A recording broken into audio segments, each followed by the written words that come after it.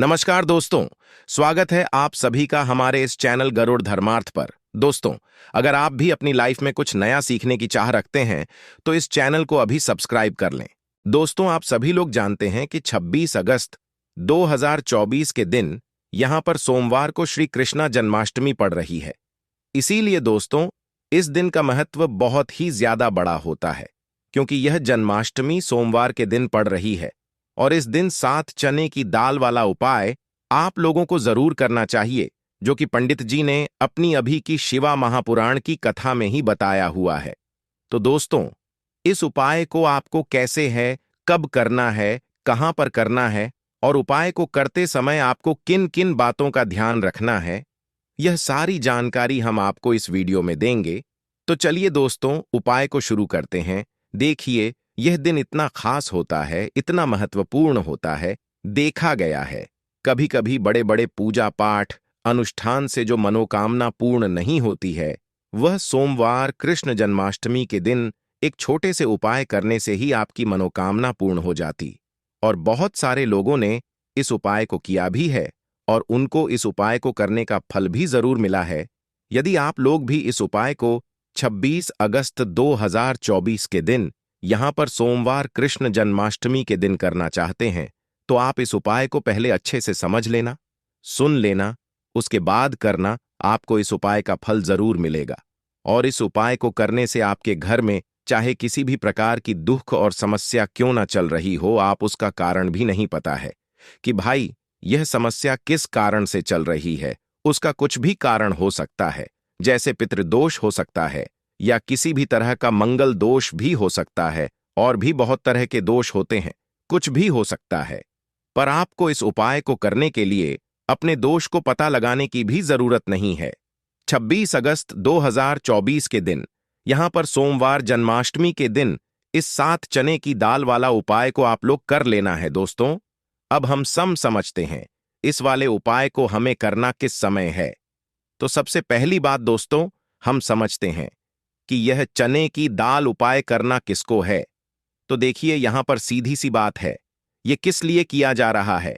यह मनोकामना को पूर्ण करने के लिए किया जा रहा है, या आपके जीवन में जो दुख और परेशानियां हैं उनको दूर करने के लिए किया जा रहा है, या आपका कोई बड़ा काम है जो कि नहीं हो पा रहा है, उसके लिए इस उपाय को कर सकते हो। तो सीधी सी बात यह है कि आप अपनी किसी भी प्रकार की मनोकामना के लिए इस वाले उपाय को कर सकते हो। तो यह उपाय वह व्यक्ति कर सकता है जिस व्यक्ति को अपनी किसी भी प्रकार की मनोकामना भगवान शिवाजी से पूर्ण करवानी हो।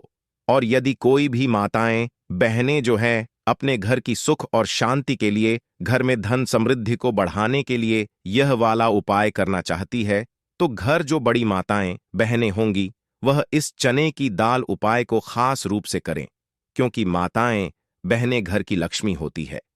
और जब घर की लक्ष्मी कोई खास उपाय करती है तो उसका फल ही बहुत जल्दी मिल जाता है और बहुत बड़ा होकर मिलता है। अन्यथा इस उपाय को कोई भी व्यक्ति कर सकता है, चाहे वह बड़ा हो, चाहे वह छोटा हो, चाहे वह बच्चा हो। जिस व्यक्ति को यह चने की दाल उपाय समझ आ गया, वह व्यक्ति इस 7 चने की दाल वाला उपाय को जन्माष्टमी के दिन जरूर कर, क्योंकि उसको इस उपाय को फल बहुत ही जल्दी मिल। क्योंकि 26 अगस्त 2024 के दिन यहां पर सोमवार कृष्ण जन्माष्टमी के दिन भगवान शिव और विष्णु भगवान जी और भगवान कृष्ण जी बहुत आसानी से प्रसन्न हो जाते हैं। तो आइए अब हम समझते हैं कि इस 7 चने की दाल वाला उपाय को आपको करना कैसे है और इस उपाय को करने का जो समय है वह क्या है। तो देखिए, इस जन्माष्टमी के दिन किए जाने वाले ये 7 चने की दाल वाला उपाय जो उपाय है, ये मुख्य रूप से के समय होगा, किस समय होगा, सुबह के समय होगा। आपको कोशिश यही करनी है कि सुबह के समय हमें 7 चने की दाल वाला उपाय को कर लें। पर किसी कारणवश यदि आप सुबह इस उपाय को न कर पाओ, आपको कहीं काम से जाना हो या किसी और काम की वजह से आप उपाय को न कर पाओ, तो आपके पास फिर दूसरा मौका रहेगा, जो कि शाम के समय का रहेगा, प्रदोष काल का रहेगा। अब भाई, प्रदोष काल का समय भी बहुत ही लोगों के मन में प्रश्न बन जाता है कि भाई यह समय होता कब है, कितने बजे से लेकर कितने बजे यह समय होता है, ताकि हमें के लिए जो है करने का समय पता लग जाए। तो हम आपको बता दें, प्रदोष काल का जो एक समय होता है, शाम का समय, वह होता है शाम के 6 बजे से लेकर शाम के 7 बजे के बीच का, इस समय के बीच में आप उपाय को करेंगे तो आपको उस उपाय का जरूर फल मिलेगा। तो शाम के 6 बजे से लेकर शाम के 7 बजे के बीच में आप लोग इस 7 चने की दाल वाला उपाय को कर सकते हो। तो भैया बहुत सारे लोग यहाँ पर ये प्रश्न जरूर करेंगे कि भाई हम तो नौकरी पर जाते हैं, हम अपनी ड्यूटी पर जाते हैं और आने में हमें देर हो जाती है, तो उस जगह पर हमें क्या करना चाहिए? तो देखिए, उन लोगों को भी टेंशन लेने की जरूरत नहीं है। यदि आप लोग इस उपाय को शाम के समय प्रदोष काल में कर रहे हैं और यदि आप आने में देरी भी हो जाती है, आपको आने में 7 बजे तक आप नहीं पहुंच पाते हो, तो भाई आप 7 या रात 8 बजे तक भी यदि उपाय को करोगे तो भी चल जाएगा। और यदि इससे भी देर हो जाती है तो भी आप उपाय को कर सकते हो, क्योंकि 26 अगस्त 2024 सोमवार अष्टमी का दिन है। यह दिन बहुत ही कम आता है पूरे साल भर में, इसलिए जब आपको मौका मिल जाए तब आप इस उपाय को जरूर कर लेना। कोई भी उपाय हो, आप कभी भी कर सकते हो। जन्माष्टमी के दिन बस कोशिश करना कि समय के थोड़ा मतलब अंतर्गत ही कर लो, पर किसी कारणवश यदि ना कर पाओ तो फिर आप थोड़ा देरी से भी कर सकते हो, आपको उपाय फल जरूर मिलेगा। तो देखिए, जन्माष्टमी के दिन पर विशेषकर श्री हरि विष्णु और भगवान कृष्ण का पूजन किया जाता है। अब साथ ही साथ सोमवार का दिन भी पड़ गया है, तो ऐसा समझ लीजिए आपके जीवन में धन भी आएगा, सुख भी आएगा, धन बढ़ेगा भी, और साथ ही साथ आपके जीवन के सारे संकटों को भगवान शिव जी दूर कर देंगे।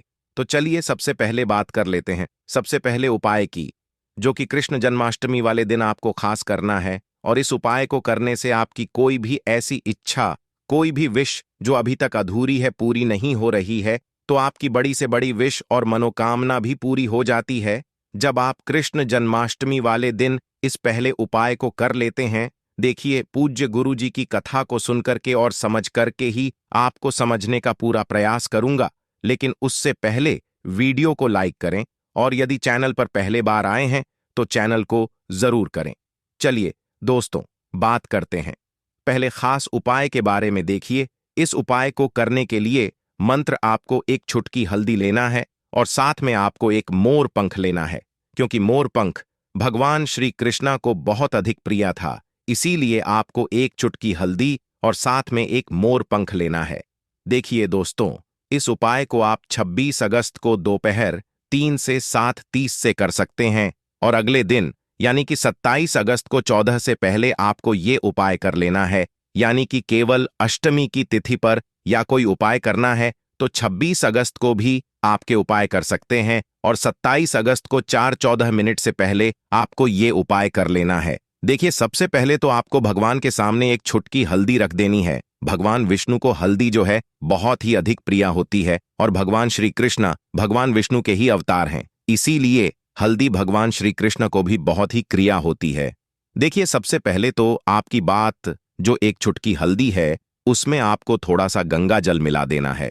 गंगा जल आपके पास नहीं है तो शुद्ध जल मिला देना है, या फिर जब भी आप भगवान का अभिषेक करते हैं और वह जो जल है उसे भी आप उसे हल्दी के अंदर मिला सकते हैं। तो सबसे पहले तो आपको यह हल्दी लेना है और इस हल्दी का आपको पहले जो स्वास्तिक है अपने घर के मुख्य द्वारा बना देना है। देखिए, हल्दी का जो स्वास्तिक आपको हमने सीधे याद की चींटी उंगली के जो पास वाली उंगली होती है, अनामिका उंगली, इससे बनाना है। दूसरा जो स्वास्तिक है आपको अपने रसोई घर में बनाना है। तीसरा जो स्वास्तिकी आपको अपने धन वाले स्थान पर, जान की जहां कहानी भी आप अपना धन रखते हैं वहां पर तीसरा स्वास्तिक बनाना है। चौथ जो स्वास्तिक है आपको अपने घर के मंदिर में बनाना है। जैसे ये स्वास्तिक सूखने हैं, आपके पास जो एक मोर पंख है उसे आपको उन चारों स्वास्थ्य के ऊपर अच्छे से फिर देना है। देखिए, जैसे आप पहले स्वास्तिक पर ये मोर पंख फिरेंगे तो आपका जो मुख्य द्वारा है रूप से सकारात्मक ऊर्जा का प्रवाह होगा। आपके घर में जितनी नेगेटिव एनर्जी है वह सभी समाप्त होगी।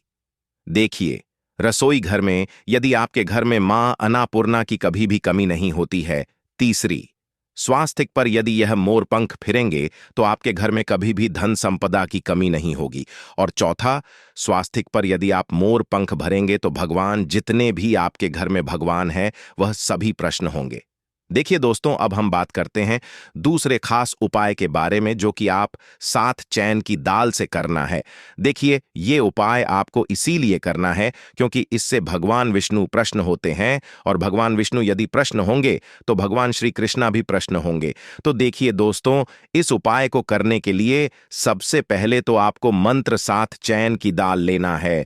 चैन की दाल आपको कहानी से भी खंडित नहीं लेना है, इस बात का ध्यान रखिए। इसी के साथ में आपको एक गुड़ का टुकड़ा भी लेना है, क्योंकि सोमवार का दिन है, तो गुड़ का टुकड़ा बहुत ही महत्व रखना है। आपको एक पत्र के अंदर ले लेना है, उसमें आपको थोड़ा जल डालना है, गुड़ वाला जल तैयार आपको कर लेना है। इसी के साथ में आपको एक तांबे के पत्र के अंदर अपने घर से शुद्ध जल लेना है। अब दोस्तों, इन सभी सामग्री को लेकर के आपको पहुंच जाना है भगवान शिवा के मंदिर में। देखिए, सबसे पहले तो आपके पास जो 7 जाने की दाल है, उन्हें आपको उससे गुड़ वाले जल के अंदर डाल देनी है। देखिए, जब भी आप यह चैन की दाल उसे गुड़ वाले जल के अंदर डालेंगे तो आपको ओम नमो भगवते वासुदेवा नमः इस मंत्र का लगातार जप करते रहना है। अब दोस्तों, ये जो 7 चैन की दाल है, इसे आपको भगवान शिवा के शिवलिंग पर समर्पित कर देना है। श्री शिवाय नमस्ते। जो भी व्यक्ति सोमवार की अष्टमी पर यह चैन की दाल इस प्रकार से समर्पित कर देता है, तो उसका जो भाग्य है वह चमकते लगता है। देखिए, चैन की दाल को समर्पित करते समय आपको प्रार्थना करनी है कि जीवन से जो दुर्भाग्य है वह सभी दूर और जीवन में तेज की वृद्धि हो। ऐसी कामना करते हुए आपको यह चैन की दाल शिवलिंग पर कर देना है। अब दोस्तों, आपके पास जो जल का बात नहीं, इसमें से थोड़ा सा जल आपको भगवान गणेश जी वाले स्थान पर समर्पित कर देना है।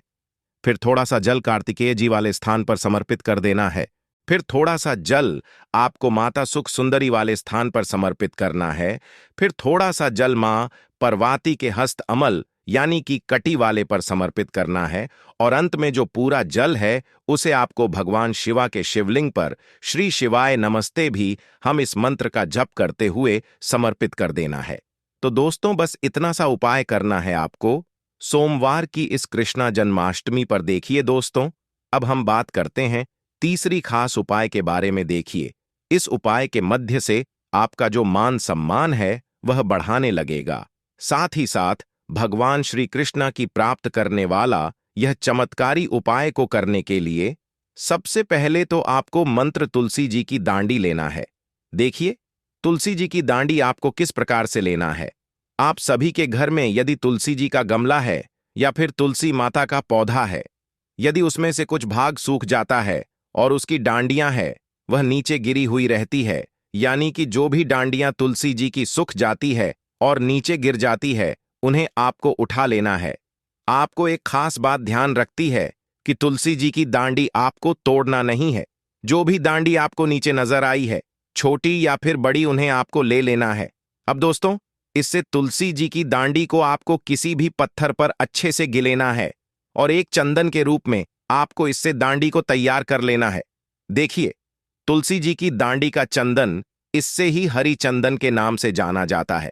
अब दोस्तों, इसे चंदन को आपको आपके स्नान वाले जल में आपको मिला लेना है। इससे जल्द से आपको स्नान करना है। देखिए, यदि चंदन आप तैयार नहीं कर सकते हैं तो आपको क्या करना है कि तुलसी जी की जो सूखी हुई डांडियां अपने ली थीं, उसे आपको जल के ऊपर से 7 बार घुमा देना है और इस जल को स्नान कर लेना है। जो भी व्यक्ति इसी प्रकार से जन्माष्टमी के दिन स्नान कर लेते हैं, उसके जीवन से सारे दुखों का अंत हो जाता है और सारे संकटों से ही दूर होने गए जाते हैं। तो दोस्तों, इस प्रकार से आपको जन्माष्टमी के दिन किया जाने वाले 3 बहुत ही चमत्कारी उपाय बताए हैं। जो भी उपाय आपको लगता है, भाद्रपद माह के सोमवार के दिन जन्माष्टमी पड़ रही, जो बहुत ही खास है। और दोस्तों, ये जो अष्टमी तिथि है, जो कि भाद्रपद महीने में सोमवार को पड़ रही है, दोस्तों, इसी दिन किया जाने वाला पंडित जी द्वारा बताया गया एक लाल फूल और एक सफेद फूल वाले उपाय आप लोगों को जरूर करना चाहिए, क्योंकि दोस्तों, ये एक ऐसा उपाय जो कि हर दिन नहीं किया जाता। भाद्रपद महीने में जो जन्माष्टमी आती है उसी दिन किया जाता है। यदि आप लोगों ने इस उपाय को नहीं किया है या किसी कारणवश नहीं कर पाए हो, तो इस भाद्रपद माह के सोमवार पर जन्माष्टमी के दिन इस उपाय से मत चूकना दोस्तों। देखिए, ये दिन इतना खास होता है, इतना महत्वपूर्ण होता है। देखा गया है, कभी कभी बड़े बड़े पूजा पाठ अनुष्ठान से जो मनोकामना पूर्ण नहीं होती है, वह भाद्रपद माह सोमवार पर जन्माष्टमी तिथि के दिन एक छोटे से उपाय करने से ही आपकी मनोकामना पूर्ण हो जाती है। और बहुत सारे लोगों ने इस उपाय को किया भी है और उनको इस उपाय को करने का फल भी जरूर मिला है। यदि आप लोग भी इस उपाय को इस जन्माष्टमी के दिन करना चाहते हैं, तो आप इस उपाय को पहले अच्छे से समझ लेना, सुन लेना, उसके पश्चात करना। आपको इस उपाय का फल जरूर मिलेगा, आपकी सभी मनोकामनाएं पूरी हो जाएंगी दोस्तों। हम आपको यहां पर बता दें कि यह जो एक लाल फूल और एक सफेद फूल वाले उपाय है, यह उपाय पंडित जी ने अपनी अब भी किसी और की कथा में ही बताया है। और इस उपाय को करने से आपके घर में चाहे किसी भी प्रकार की दुख और समस्या क्यों ना चल रही हो, आपको उसका कारण भी नहीं पता है कि भाई यह समस्या किस कारण से चल रही है। उसका कुछ भी कारण हो सकता है, जैसे पितृदोष हो सकता है, काल सर्प दोष हो सकता है, या किसी भी तरह मंगल दोष भी हो सकता है। और भी बहुत तरह के दोष होते हैं, कुछ भी हो सकता है। पर आपको इस उपाय को करने के लिए अपने दोस्त को पता लगाने की भी जरूरत नहीं है। आपके घर में किस कारण से इतनी दुख और परेशानी आ रही है, वह भी आपको पता लगाने की जरूरत नहीं है। बस भाद्रपद माह के सोमवार पर जन्माष्टमी के दिन इस उपाय को कर लेना, क्योंकि इसी एकमात्र उपाय को करने से आपके पूरे घर परिवार में सुख और शांत हो जाएगी। आपके घर में अच्छे अच्छे काम होने लगेंगे। आपकी जो भी मनोकामना होगी, वह भी धीरे धीरे करके पूर्ण होना शुरू हो जाएंगी। अब हम समझते हैं इस एक लाल फूल और एक सफेद फूल वाले उपाय को आपको करना कैसे है, किसको करना है, किस समय करना है और कैसे करना है। देखो, उपाय बिल्कुल आसान है, बस समझने वाली बात है। ध्यान से समझिए, उसके पश्चात ही आप लोग जो है इस उपाय को जरूर कीजिएगा। सबसे पहली चीज यह समझते हैं कि इस एक लाल फूल और एक सफेद फूल वाले उपाय को इस आने वाली भाद्रपद माह के सोमवार पर जन्माष्टमी के दिन किसको करना है। तो देखिए, इस उपाय को घर के सभी सदस्यों को करने की बिल्कुल भी जरूरत नहीं है। घर में से कोई एक मुख्य बड़ा सदस्य ही इस उपाय को करेगा, तो उस घर परिवार के सभी सदस्यों को इस उपाय को करने का फल मिल जाएगा। पर वह बड़ा सदस्य कौन होगा, कौन व्यक्ति इस उपाय को करेगा? तो यहां पर देखिए, हम आपको बता दें, घर की जो बड़ी माताएं बहनें होंगी, घर की बड़ी माताओं बहनों में से कोई भी एक माता बहन इस वाले उपाय को कर सकती है। अपने पूरे घर परिवार के लिए घर में सभी सदस्यों को इस उपाय को करने की जरूरत नहीं है। मात्र घर की जो बड़ी माताएं बहनें हैं, उनमें से कोई भी एक माता बहन इस वाले उपाय को करेगी, तो उसके घर परिवार के पूरे सदस्यों को इस उपाय का फल मिलेगा। यदि किसी कारणवश माताएं बहनें घर में उपस्थित ना हो, या वह इस उपाय को ना कर रही हो, कुछ हो, तो भाई उस जगह पर फिर घर का कोई बड़ा व्यक्ति भी इस उपाय को कर सकता है। माताओं बहनों के कहने का मतलब यह था कि माताएं बहनें घर की लक्ष्मी होती है।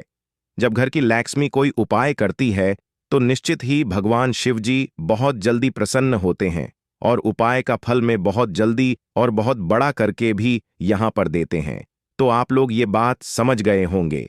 अब हम ये बात समझते हैं कि इस वाले उपाय को हमें करना किस समय है। एक लाल फूल और एक सफेद फूल वाले उपाय को हमें भाद्रपद माह के सोमवार पर जन्माष्टमी के दिन करना किस समय है। देखिए, इस उपाय को करने का जो समय है, सुबह का समय भी है और शाम का समय भी है। अब देखिए, यहां पर हम मुख्य रूप से सुबह का समय नहीं बोलेंगे, क्योंकि देखिए, ये जो भाद्रपद माह के सोमवार के दिन जन्माष्टमी है, और आप सभी लोग जानते हैं भाद्रपद माह के सोमवार पर जन्माष्टमी तिथि के दिन का प्रदोष काल का मतलब शाम का जो समय होता है ना, इस दिन भगवान शिव जी का सबसे प्रिय दिन होता है। तो आप लोग इसे एक लाल फूल एक सफेद फूल वाले उपाय को सुबह के समय भी कर सकते हो और शाम समय प्रदोष काल में भी कर सकते हो। सुबह के समय यदि कर रहे हो तो 10 या फिर 11 बजे तक भी यदि उपाय करोगे तो भी आपको उपाय का फल मिलेगा। वही यदि शाम के समय कर रहे हो तो इस दिन जरूर शाम के समय का ध्यान रखना कि शाम के 6 बजे से लेकर 7 बजे के बीच में यदि आप इस उपाय को कर सकते हो तो बिल्कुल कर लेना, पूरी कोशिश करना। पर यदि किसी कारणवश इस समय के बीच में ना कर पाओ तो रात 8 बजे तक भी यदि आप उपाय को करोगे तो आपको उपाय का फल जरूर मिलेगा। यह बात आपको समझ आ गई कि आप इस उपाय को सुबह और शाम दोनों समय कर सकते हो। मतलब करना आपको एक ही समय है, घर में से किसी एक ही बड़े व्यक्ति को करना है, पर एक ही बार इस उपाय को करना है, दोनों समय नहीं करना है।